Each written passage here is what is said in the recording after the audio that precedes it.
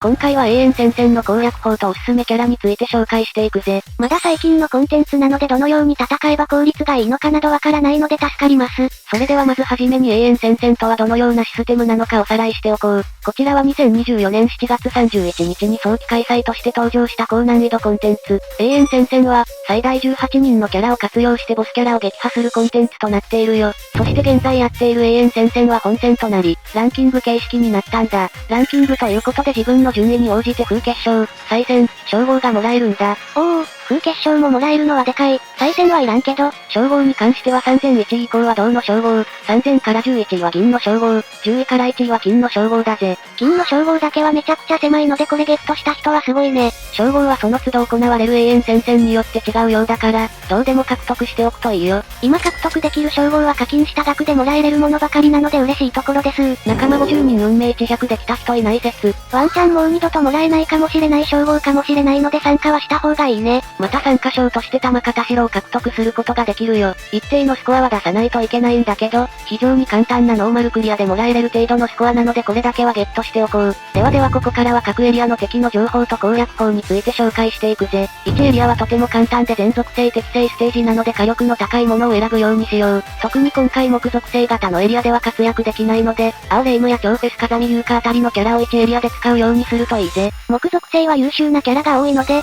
その辺を入れておくといいでしょうね。このステージはできる限り最短でオーバーダメージを出せるように意識するといいよ。また攻略だけしたいのなら強いキャラを上のエリアに活かして、L1 キャラで挑むといいぜ。ルナティックでもほぼ L1 キャラで勝てるレベルだったよ。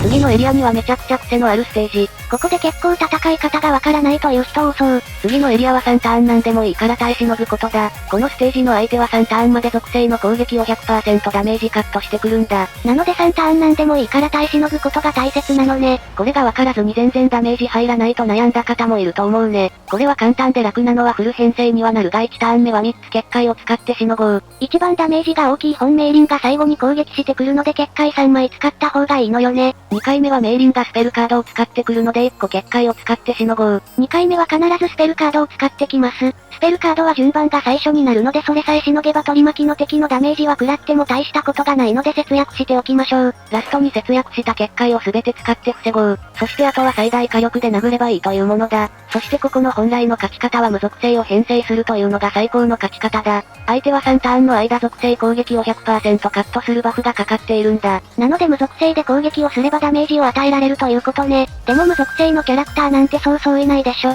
そう、無属性で戦えるキャラというと、L1 本命輪と純子シリーズぐらいだな。ただ正直持ってない人の方が多い部類だと思うので、他の勝ち方を紹介しよう。他の方法としては回避性能の高いキャラを編成すること。例えば超天使なら回避性能スキルを持っているので技を回避して3ターンしのぐことができる。一番みんなが持っているところで言うと、レリックレイムなんかも回避性能が高いのでそういったキャラを編成すればいいぜ。さすがにここでレイムはもったいないけど、他には結界増加スキルを持つキャラを編成したりすると良さそうですね。耐えさえすれば相手は簡単に解けるので楽に攻略できるぜ。ただルナティックは体力がかなり高いのでできる限り火力の高いものや、防御ダウンが得意なキャラをしっかり編成しよう。ここでも木属性を入れると良さそうだ。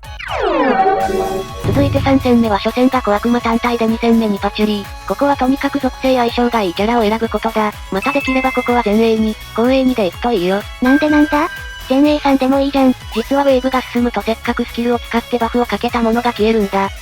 バフって引き継がれると思ってたけどそうじゃないんだ。消えてしまうのでスキルを使った状態で挑むことになるからかなり不利なんだ。例えるなら、水の中に1分しか潜ってられない男が限界1分目にやっと水面で呼吸しようとした瞬間、さらに足を捕まえられて水中に引きずり込まれるみたいな感じか。いやそれ丈太郎が土壇場でザワールドを発動させた時のセリフやろ。ルナティックなんかはフルメンバーじゃないと厳しいけど、1戦目は前衛で挑んで2戦目は後衛で挑む方が楽だぜ。了解しました。それで1ウェーブの小悪魔の攻略法なんだけど、この小悪魔の厄介なのはブレイズを禁止してくるんだ。それじゃあ禁止解除が必要になるのか。しかしここは無理に禁止解除要因を編成しなくてもいいぜ。ブーストとスペルカードは使えるので2ターン目のスペルカードを使われるまでに倒しちまえばいいんだ。なるほど、攻撃は最大の防御というわけか。特にハードまではその戦法が有効。ルナティックは少し体力が高いので、ちょっと厳しいが倒せないことはないね。2ウェーブではパチュリーの取り巻き妖精は回避が高いが波と体力1で当てさえすれば確実にゲージバーストは撃破できるので楽勝。パチュリーは土属性で殴れば楽に倒せるので土属性を編成しよう。さてさて続いて4エリアは1戦目がイザヨイ昨夜で、2戦目がレミリア・スカーレットと愉快な仲間たち。レミリアお嬢様真っ黒クロスケもペットにし始めたんだ。まず昨夜は特にギミックがあるわけではないので、得意属性の人星を連れて行こう。レリックレイムあたりを連れて行くと楽そうだ。ここのウェーブで私のおすすめキャラとしては、水着紅マリサだな。単体なので単体スペルカードで倒せるし、属性相性がいいので、スペルカードで倒せちゃうよ。特にここは禁止もないので難しくないので適当に倒しちゃおう。2戦目のレミリアお嬢様は非常に難しいギミックがあり、特定の属性で攻撃しないとダメージが全然入らない仕組みになってるんだ。2ウェーブ目の全員のスキルがメイリンのエリアのような属性特防なんだけど、スキル発動時の残り HP に応じて軽減する属性が変化する。さらに結界はなくてブレイクができない。めちゃくちゃむずいやんか。いやらしいことに3体それぞれで軽減属性がずれているため、単一属性ラスワなどだと誰か一人に通らないという事態が起こるんだ。逆に他属性スペカラスワだと多少全体にダメージが入りやすいね。ここで無属性キャラを入れるのもありかもね。ちなみにスキル発動時の残り HP でどれが発動するかが決まるので、例えばラスワを打っている途中に 50% 切って特防に引っかかりダメージが0になるみたいなことはないので安心してね。なので厳しいけど、軽減していない属性で1ターンのうちに畳みかけてしまえばスキルの切り替えなく撃破できることも可能ということね。左右の精霊は HP50% を切るまでは弱点の非属性が効くので、非属性全体ラスワキャラを配置してレミリアだけ残してサクッと吹き飛ばすといいぜ。非属性というと、そのままベニマリサがラスワを打つといい感じか。また、水着石板機とか水着レミリアなんかが相性いいね。敵のレミリアは何が通るの？レミリアには最初は弱点の金が通るので、こちらは金属性キャラで削るといいぜ。50% 切らせると金の代わりに非属性が通るようになるよ。金属性なら白フェスかなこ様がド安定だな。あとは超フェス白蓮、水着シオンや水着小傘、バンキあたりがいいぜ。バンキはどちらもいけるから、このエリアのキラーですね。やはりこの軽減属性がばらけていることによりオーバーダメージ稼ぎがちょっと難しい。このステージは攻略もスコア稼ぎもマジでむずいな。体力も高いので超フェス以上で、かつしっかり育てていないと倒せないレベルだぜ。ちょうど日替わりエピックが開催されているので、金属性と非属性を持っていない方は補充しておくと良さそうだ。ではラストのエリア6はフランドール単体だぜ。大体だけなら楽勝でしょ。などと。その気になっていたお前の姿はお笑いだったぜ。このエリアでは序盤からいきなり2つの禁止を張ってくるんだ。しかもスペルカードとブレイクという一番重要な部分を。そんなんなんもできないじゃん。グレイズできないとかただの的だし。さらに単体スペルカードを使うとランダムでスペル禁止もしてくるんだ。せっかくブレイクしても禁止されたら火力を伸ばせないのできついね。なのでスキルは使えるので禁止解除要員を連れてこよう。キャラクターの中には禁止解除が行えれるものがいるんだ。有名なところで言うと、水着や雲ゆかりとか超フェステイちゃんさんとかだな。最近はエピックアリスが2ターンで使える禁止解除を持って登場しましたよね。この子実際に使ったら実用性半端なかった。そういった禁止、縛りを解除できるスキルを持つキャラを編成しよう。もし持っていないという方は、2周目のエピックまで待つか、課金にはなるがアニバーサリー超フェスエマ A から超フェステイちゃんさんを手に入れるか、サイエマなんかを使って通常のエイリンを手に入れよう。エイリンは転生すれば禁止解除を獲得できるようになるんですよね。ああ、スキルで味方全体の禁止を解いてくれるぜ。ただ転生までが結構手間なのと、禁止は一つしかできないという点だな。チェンジを使って序盤の禁止ターンを解除して、相手がスペルカードで禁止してきた時の禁止解除要因では使えるね。そうそう、昔ながらの技なんだけど禁止を貼られたらチェンジすることで禁止されていない光栄を戦わせることができるんだ。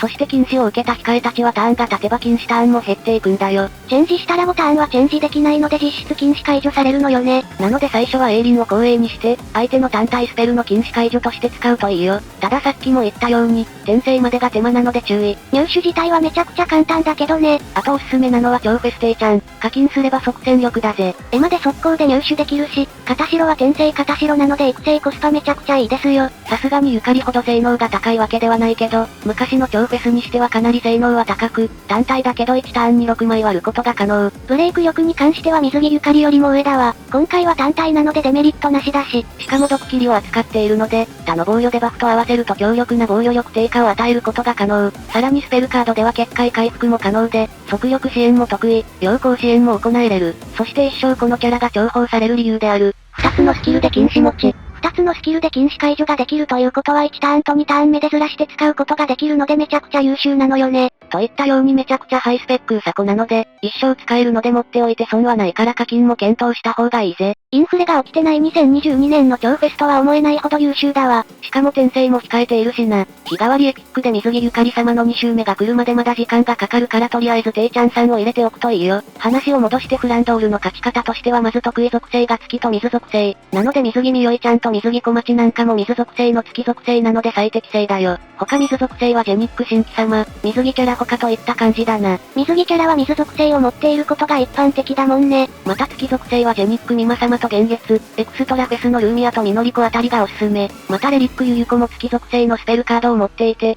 さらに木属性の弱点を付与することができるので、木属性パーティーで挑むのもいいぜ。なるほど、弱点付与で対処するということか。ただ持続ターンの3ターンで倒さないと面倒なのでこのやり方はハードまでって感じだな。2ゲージ目では防御を大きく上げてくるがここは昔ながらのばあちゃんから教わったフルブレイクで対処すればいいぜ。ブレイクすればバフが解けるから楽ということか。3ゲージ目はありがたいことに結界は健在、で全属性弱点化とこちらの要望、陰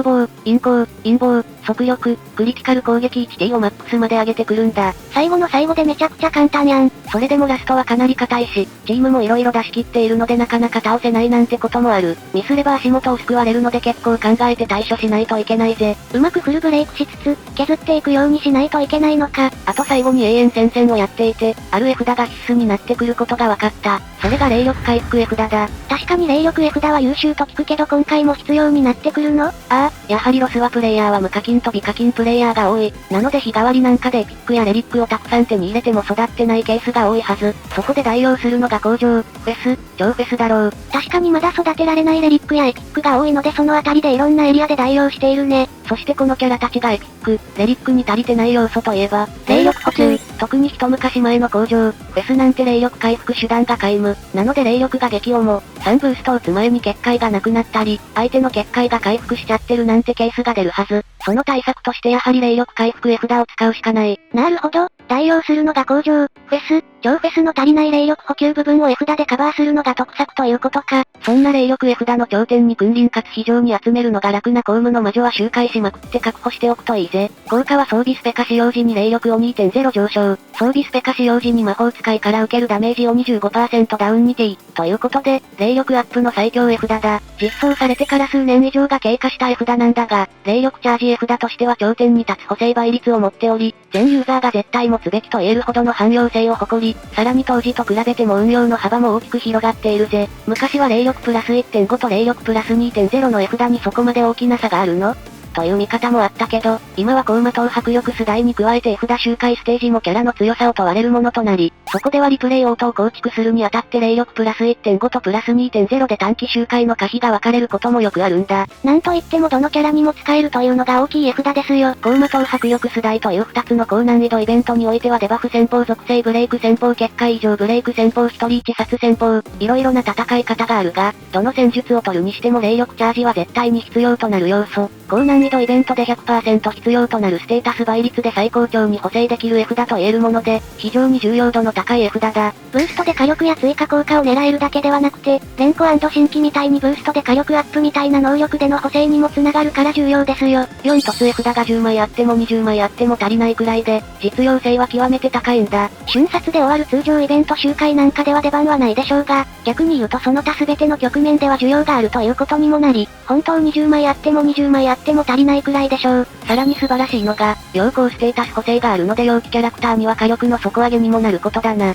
しかも強力なキャラが多い速攻式に重要な速力補正もあり、需要が下がるどころか勢いが増していますよ。しかも、こんなにも重要度の高い絵札なのにドロップ周回は非常に楽々クリアできる。おそらく低確率絵札ドロップ系なら一番楽にクリア可能だろう。敵は妖精に引きに1ゲージのベニマリサだけ。まず木属性のアタッカーがいればワンパンだぜ。今のご時世ならレリックかなこ様、青レイム、白小石、レリックユユコとかその辺を使っておけばラスワでワンパンできるでしょうね。めちゃくちゃ古くからある絵札だけどまた永遠戦線によって株が上がったわけだ。必須も必須の絵札なので次回の永遠戦線用でもいいから回るように意識してくれ。また霊力 1.5 回復できちゃう星4絵札の春ですよと深夜の紅茶もバンバンに集めておこう。星4絵札だからある程度あればいいと思って私も売ってたんだけど、全然足りてませんでした。こちらの絵札も十分に霊力補給として高い部類であり、集めやすいので必ず捨てずに育てめておこう。またイベント聖徳王伝歴蘇る奄美12回が出た場合は特訓後のきなこ牛乳も確保しておこう。こちらは使用時に自身の霊力を 1.25 上昇ということで公務の魔女よりも劣るんだが、